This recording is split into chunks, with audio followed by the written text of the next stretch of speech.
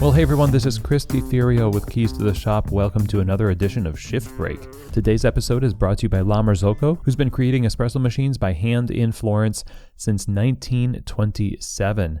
And over these almost 100 years, La Marzocco has been established as the go-to source for consistency, innovation, and is at the heart of some of the world's best coffee bars because they're dedicated to listening to their customers and creating equipment you can count on to help you thrive as an entrepreneur. Now, a great example of this would be the KB90 espresso machine, where they invented the straight-in locking portafilter technology that allows for better ergonomics. There's the scales built into the drip tray for more accurate extractions.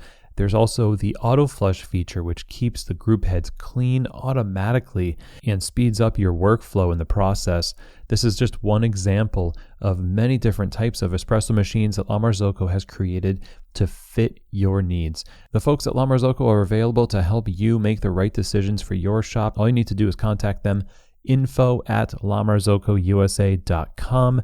If you're looking to open a coffee shop and you need great equipment, or you want to upgrade your current equipment for your second store or your existing shop, I definitely recommend La Marzocco. Check them out over at lamarzocco.usa.com.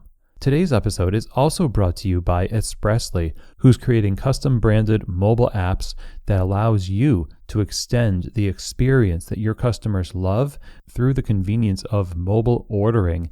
And with Espressly, you're not just another number or a pin on a map.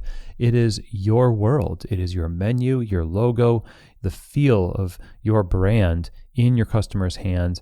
And it's a no-risk model when you use Espressly for your mobile ordering and app needs. There's no setup or development fees. You get a drive-through payment scanner, receipt and label printing capabilities. The data is stored in the app, and it integrates with some of the world's best processing systems out there, including Square. To learn more and have Espressly get started on your app today, go visit them over at espressly.co. That's espressly.co. Okay, everybody. Well, today we are going to be talking about how you should be appraising your staff if you're a manager. And this comes from a question that somebody was asking as I had a survey out for Keys to the Shop, wanting to know about things that you want to know about. And so I'm excited to dive into this a little bit and give some structure around the idea of how managers should be appraising their staff. So first of all, we have to think about the fact that managers, part of your responsibility is going to be giving people feedback. It's not simply to take on administrative tasks, and that's it. A lot of times we avoid confrontation with people because we feel very uncomfortable with it, and usually our lack of comfort with confrontation or just even talking about work at all has to do with the fact merely that we haven't done it, and it doesn't seem like us, and we seem like we're faking it, or it feels awkward. And unfortunately, there's no way of getting around that. In the same way that when you work, you get tired, that's just always going to be the case. When you have conversations with people that are formative and coaching, etc., there's going to be some level of resistance be in yourself and maybe even with them. And so we have to address the idea that managers are just not glorified administrative officers. You know, they are people who are leaders. And if you know me, you know that I always have hated the idea of trying to separate out the concept of management and leadership. I think that's great if you want to sell more books because now you've got two different categories, but managers have to be leaders and leaders have to be managers. And there's so much overlap. It's really just not even worth parsing it out to that degree. But the fact is, management is leadership when it's done correctly. Because you are holding people to a standard. And if that standard is not met, it is up to you to be able to get people back on track. That necessarily requires that you lead them to that place where that standard is being met. And that's a constant in terms of what you can spend your time doing as a manager. So we should say that from the outset, that managers, if you find that all you're doing is making schedules, doing inventory, and covering shifts, and that is what separates you from a barista, I mean, that's all well and good, but I think there needs to be more expectations of managers and a higher expectation of yourself in this regard. And one of the first areas you're going to find this being applied is in the appraisal of your staff. You are judging their work.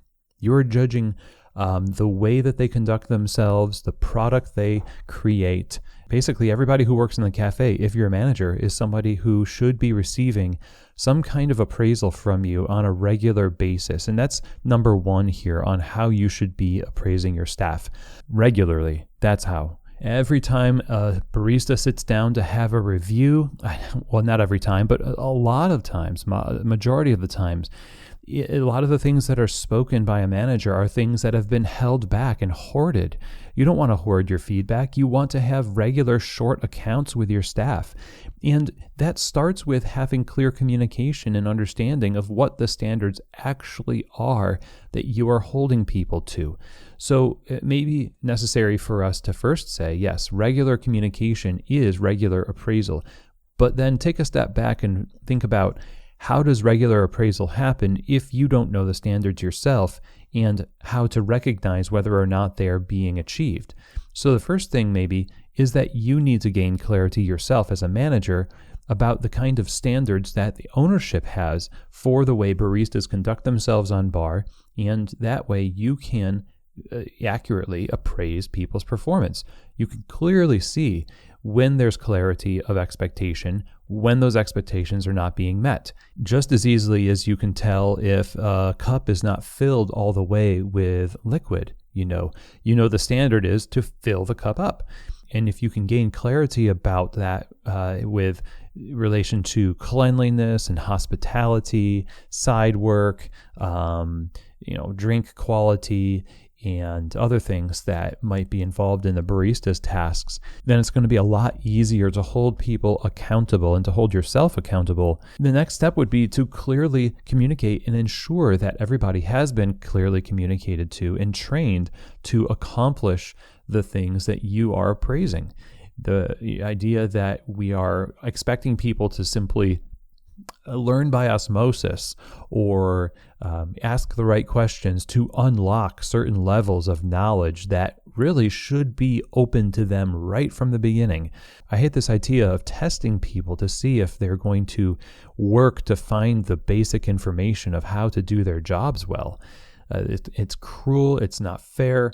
And as a manager, you are the liaison between expectations of the brand and the crew that is expected to uphold those things on a daily basis. And so it's up to you, where there isn't clarity, to find it, to create it. I talk about this as you being an agent of clarity. Where you have the opportunity to get more information, you have to go get it. Not every owner is forthcoming with information. And so you have to ask the right questions yourself. And owners, if you're listening to this, it is a good opportunity for you to practice being forthcoming and doing the due diligence to really be detailed in your expectations to your staff and to your management. So in review, you need to have clarity of expectations. You need to be an agent of clarity yourself and get that clarity and train people, ensure that they're trained, informed. And then once everybody is on the same page, now it's time for appraisals and giving people feedback. Basically, this looks like coaching. After you've trained somebody on these things, you've transferred information.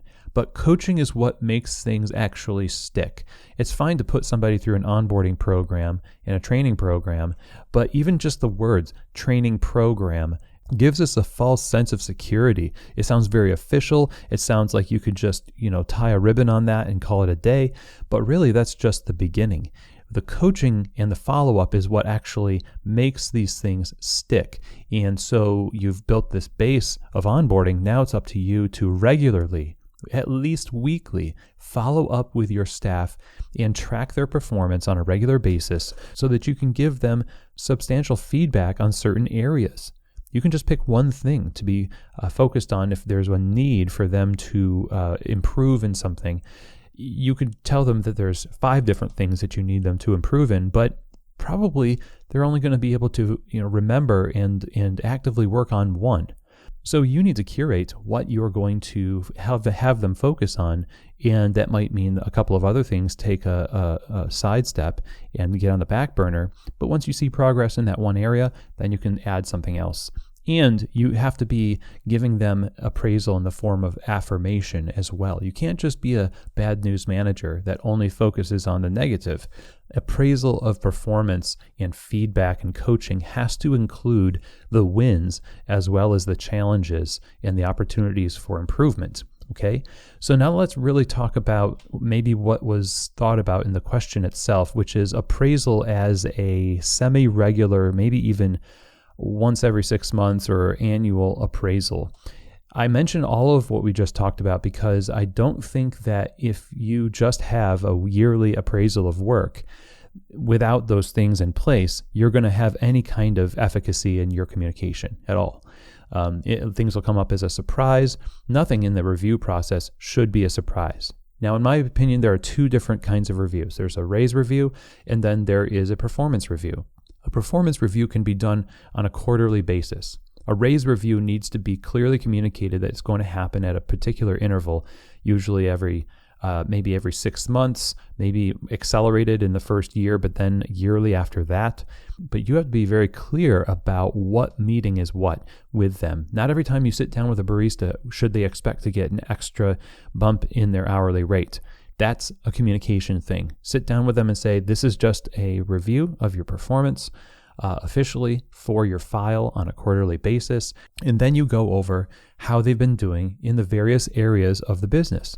The quality control, the hospitality, skill levels in making beverages and cleanliness and care for the space. You can have a lot of different standards for your staff that they should already know about in those categories as they are going to be used in your appraisal. I mean, this is why you have score sheets for competitions available before the competition actually starts. Can you imagine if the World Barista Championships just didn't tell anybody what the score sheets were and what they were judging, and then expected that everybody would just show up and they'd be like, all right, well, you didn't do what we wanted you to do, so you lose and you win. Nobody would feel incentivized. They want to achieve, they want to grow, and they want to get points in these competitions, and baristas want the same thing, right? You do too. As a manager, you want to know what winning looks like. What does done look like? How do I know I've done a good job? So appraising your staff in a formal setting should be built on a body of lots of communication, clearly outlined categories of priority for work that is official for the company, as determined by lots of conversation between owners and managers. And that expectation is either going to remain the same or it's going to change over time. But every time it changes, it should be communicated to others also that, hey, there's higher expectations or there's extra expectations here and there. So I think to wrap up here, the answer to appraisal is all about transparency, being detailed and clear in your communication of those things, having a regular and relational kind of coaching and feedback relationship that includes both opportunities for coaching and challenges and affirmation. And then you've got a couple of different official reviews that happen. One that is simply performance-based and official as a reference for their file. And then another that is based on reviews for raises where people will get extra money for their work. And so I hope that that's helpful and that it gives you a little bit more to go on how managers should be appraising staff. One great book is always to read on this is Bruce Tulgan's It's Okay to Be the Boss book. And in there, he talks about managers' landscapes, which is basically a kind of way to organize a file on each staff member, which is a good place to start off if you're interested in the next step. So I wanted to talk to you a little bit about that today. And if you have any questions about this, definitely let me know. Send me an email or DM me on Instagram @KeysToTheShop. And I hope you all have a great day. And I will see you next week for another edition of Shift Break from Keys to the Shop.